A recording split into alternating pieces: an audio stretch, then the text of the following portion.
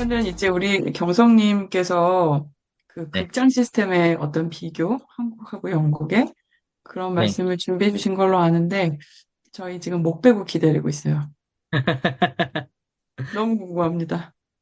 저는 근데 그것도 궁금해요. 거의 영국의 예스24랑 인터파크 이 탑2 컴퍼니를 다 계셔봤으니까 뭐가 다른지. 델폰트 맥킨토시랑 니맥스 있으셨던 것 맞아요. 같아요. 탑2 정확하게 컴퍼니. 말하면 니맥스가 아니고 나이맥스가 맞는 표현이라고 해요. 알겠어요. 저희가 면접 때 물어봤어요. 이게 니맥스가 맞는지 나이맥스가 맞는지 그랬더니 이제 나이맥스가 맞다고 얘기를 해주더라고요. 네, 딱 이 얘기부터 시작을 하려고 했는데요. 영국에 많은 극장들이 있지만 크게 네개의 시어터 그룹이 있습니다. 뭐 그 네개의 시어터 그룹에 소속돼 있지 않는 극장들도 있지만 그 네개의 극장이 웬만한 메이저 극장들을 다 소유하고 있다고 봐도 되는데요. 이게 한국이랑 좀 많이 다르죠. 한국은 극장을 여러 개를 갖고 있는 그룹이 없잖아요.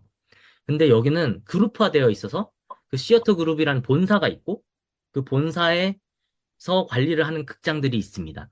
크게 네 개의 시어터 그룹이 있는데요.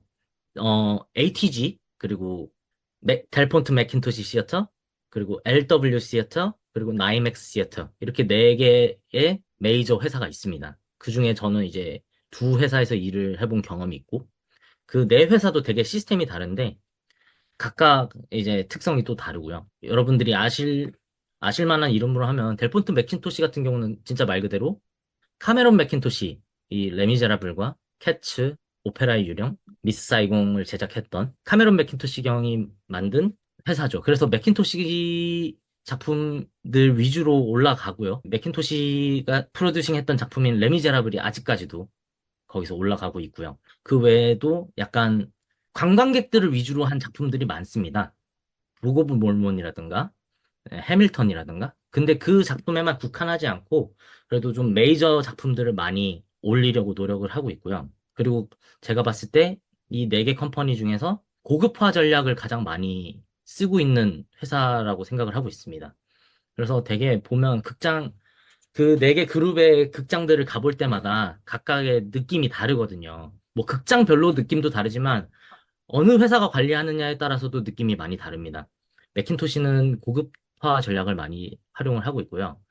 맥킨토시와 또 결을 비슷하게 하고 있는 회사가 LW입니다.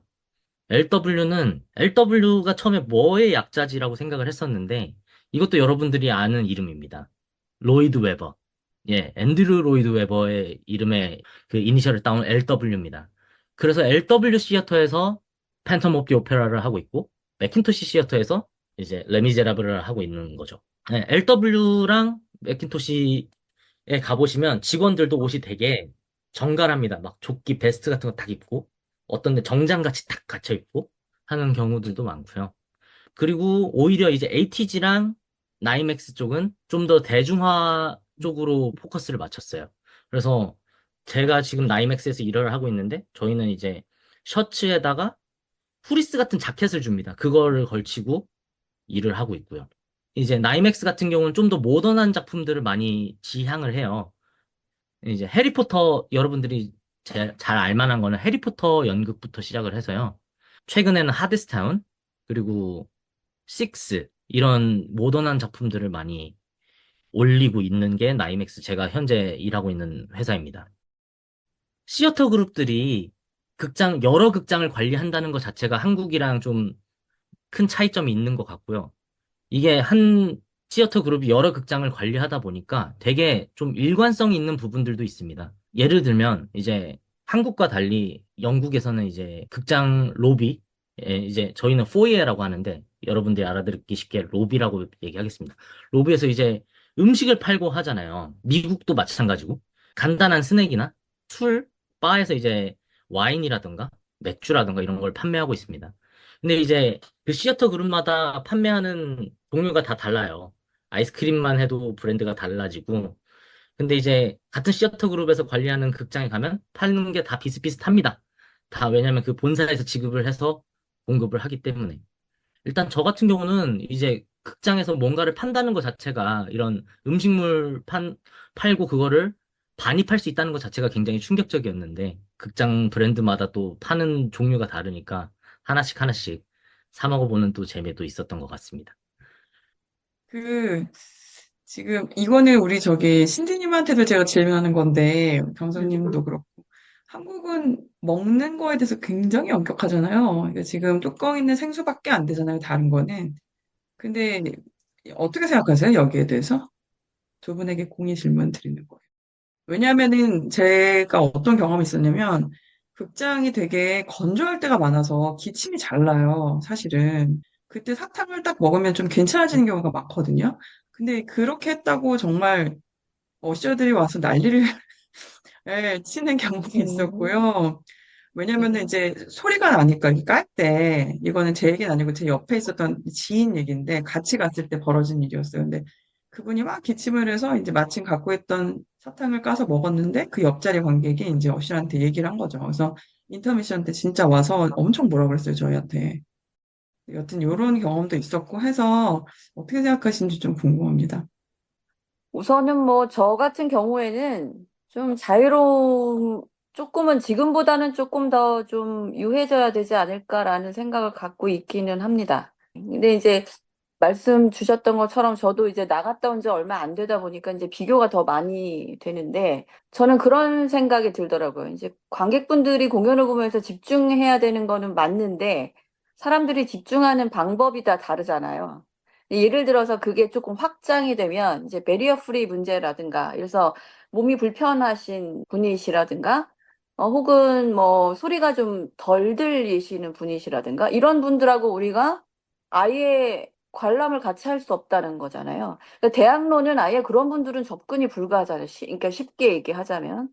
근데 우리가 조금 공연을 하는 사람이라고 하면 좀 확장된 시각을 가져야 되지 않는가. 그 공연이라는 것 자체가 인간을 탐구하는 일인 것인데, 그러한 의미에서는 조금 더 그런 사람들을 수용할 수 있는 이 여지들을 제도적으로 더 마련을 좀 하고, 또 음식도 저는 남에게 피해를 주지 않으면, 충분히 제가 런던에서 뭐 이렇게 먹으면서 공연을 보거나, 제가 이제 캬바레를 공연을 봤는데, 이번에 이게 약간 이멀시브처럼 바뀌어서 그런지 술을 먹을 수 있는 그 바우처 같은 거를 줬어요. 근데 저는 이제 그게 알코올릭이면 안 먹는다고 했더니 아닌 것도 너알코올도 있다고 그래서 이제 그걸 들고서 들어갔는데 정말 객석에 있는 모든 사람들이 다 뭔가를 마시고 심지어 이렇게 와인잔처럼 생긴 거를 들고도 마시기도 하고 그러면서 계속 공연을 봤거든요. 근데 전혀 공연에 방해된다라는 느낌이 전혀 없었고, 그 다음에 이제 스피리티드 어웨이 같은 경우에도 그 안에서 이제 일본어로 공연을 하다 보니까 뭐 스시에다가 모든 일본 음식을 다 팔고 있는 거예요. 근데 저는 그게 너무 부럽더라고요. 이게 음식 문화까지 같이 홍보를 할 수 있는 기회가 되잖아요. 그리고 그 극장이 얼마나 오래된 극장이고 전통 있는 극장이고 관리가 굉장히 많이 돼야 될 텐데 그걸 사실 막을 수도 있거든요. 어떻게 보면은. 근데 이제 그런 것들에 대한 굉장히 현명한 결정들, 이런 생각들이 보여서 저는 그게 너무 좋았는데 사실 한국에서는 최근까지도 너무나 많이 그 관극 문화에 대한 노이즈들이 너무 많잖아요. 근데 그러한 의미에서는 조금 이게 좀 예민한 부분이 있지 않는가. 이것은 조금 더 열어야 되지 않나라는 생각을 갖고 있습니다. 저도 동의하는데요. 사실 이게 저희 이미 증명이 되어 있다고 생각을 하는 게 공연장이 아니라 영화관을 예로 들면 영화관을 갈 때 간단한 스낵 정도? 그리고 영화관 자체에서 팝콘도 팔고 사실 팝콘 씹을 때마다 소리가 나잖아요. 아그작 아그작 소리가 나는. 그런데 그런 스낵들을 먹으면서 음료를 마시면서 심지어 음료도 다 마시면 막 호로록 호로록 소리도 나고 빈 컵에서. 근데 그런 소리가 남에도 불구하고 영화관에서 영화를 관람하는데 엄청나게 크리티컬하게 방해가 되지는 않잖아요. 물론 그거를 거슬려 하는 사람들도 있습니다만은. 그래서 저도 공연장도 좀 그런 쪽으로 많이 열려야 된다고 생각을 합니다. 제가 여기 현지에서 또 일하면서 또 느낀 게 하나 있는데 저는 이제 하우스에서 있다 보니까 여러분들한테 먼저 물어보겠습니다. 극장에 가면 제일 먼저 어디를 가십니까? 극장에 딱 들어갔습니다. 극장 건물에. 그럼 제일 먼저 어디를 가십니까? 티켓 찾으러 가요. 껴서 네, 매표소. 네. 그 다음에. 화장실이요. 화장실. 네. 화장실. 그 네. 다음은요? MD, MD샵. 저는 바로 MD, 객석. 객석. 네. 저는 제가 여기 일하면서 깜짝 놀란 게 일단 극장에 입장하는 순간 티켓 스캐닝을 하고 입장을 하기 때문에 박스 오피스를 가는 게 아닌 다음에야 일단 다 티켓 스캐닝을 하고 들어오기 때문에 박스 오피스를 가는 경우는 그렇게 많지 않습니다. 그러면 이제 이 극장에 들어온 관객들이 가야 될 곳들이 있잖아요. 뭐 말씀하신 대로 화장실, 객석. 근데 제가 느끼기에 한 90%의 관객들이 바를 먼저 갑니다. 화장실을 가기 전에 바 먼저 가고, 예, 객석을 들어가기 전에 바 먼저 가고, 맞아요. 거의 대부분의 관객들이 바를 먼저 갑니다. 그런 걸 보면서, 아, 얘네는 이 바 문화, 여기에서 이제 극장에 들어왔을 때는 술 한 잔, 간식거리를 들고 가는 게 이미 문화화되어 있는 거죠, 여기서는.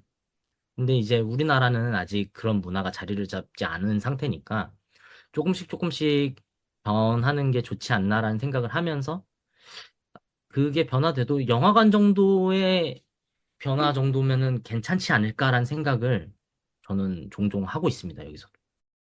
저는 창작자잖아요. 제가 요새 애를 아주 먹고 있는 구간이 있어요. 지금 작업하는 어떤 작품에서. 그게 뭐냐면요. 관객의 호응을 유도해내는 장면이거든요. 어, 왜 그러냐면 우리는 다 여기 다 정승들이 앉아 있거든요. 그러니까 거기를 어떻게 쓰고 어떻게 지금 배우들한테 이렇게 해볼까 저렇게 해볼까 아무리 워크숍을 해도 안 나오는 거예요. 왜냐면 배우들이 뭐라면, 이거 시키면 안 할 것 같아요. 저거 시키면 안 할 것, 너무 많아. 어, 다행히 요새 이제 스페셜 커튼콜 같은 게 생기면서 조금 그래도 배우들하고 관객들이 호흡하는 구간이 많이 생긴 것 같아요. 전 또 그건 반갑고요. 그리고 이멀시브 공연이 또 한국에도 많이 대중화되려고 노력하고 있잖아요. 그래서 이제 점차 좀 거리감이 좁혀지지 않을까 이런 기대가 또 있는 와중에 사실 샤롯데 같은 극장은 밥 먹으면서 보는 좌석 따로 있잖아요. VVIP 좌석. 그러니까 그런 게 마련된 극장도 한국에도 있긴 있고 그리고 제가 사실 여름에 국립극장에서 하는 애주가라는 제목의 공연을 하나 봤거든요.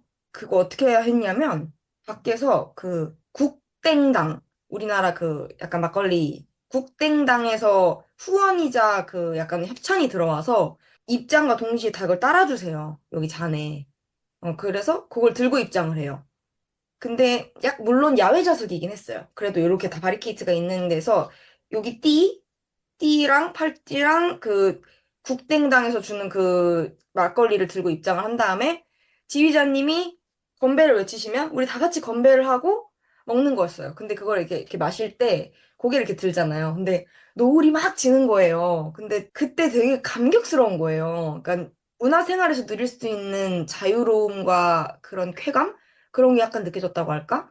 그래서 그런 게 저는 국립극장에서 시도해줘서 좀 고마웠고 물론 야외라서 그리고 그들이 일부러 야외에서 그렇게 기획을 했겠죠. 근데 이제 그게 장소가 옮겨지는 거는 시간 문제지 않을까. 그러니까 저는 뭐 샤롯대에서 따로 객석을 마련했든 국립극장에서 야외로 옮겨서 시도했든 어쨌든 우리나라도 뭔가 그 벽을 부수려고 시도는 하고 있다. 그런 생각이 들고 그렇다 보니 저도 얼른 그 거리감이 가까워지는 시기가 얼른 찾아와서 내가 이렇게 힘들게 관객 유도 장면을 고생하지 않았으면 좋겠다 이런 생각도 있고 또 제가 모두예술극장 이게 자연스럽게 또 이리로 넘어갈 수 있을 것 같은데 모두예술극장이라고 저희 이제 무장의 극장이 하나 생겼죠.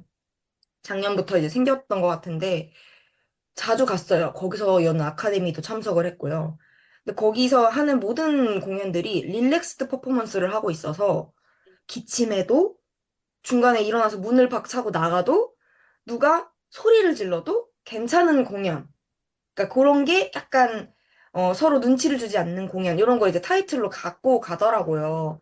그렇다 보니 조금 편하게 장애가 있는 분들도 와서 보다가 힘들면 나가기도 하고 어떤 아이가 좀 무서워서 울더라도 관객들이 눈치 주고 그렇지 않는 그런 분위기가 이렇게 형성이 되더라고요. 그리고 어셔님들이 되게 가서 적극적으로 도와주세요. 기침나니? 그럼 사탕 꺼내서 주시고 그러면서 이게 구립에서 이런 데서 시도를 하고 있다는 게 이제 반갑다 이런 생각을 했던 것 같아요.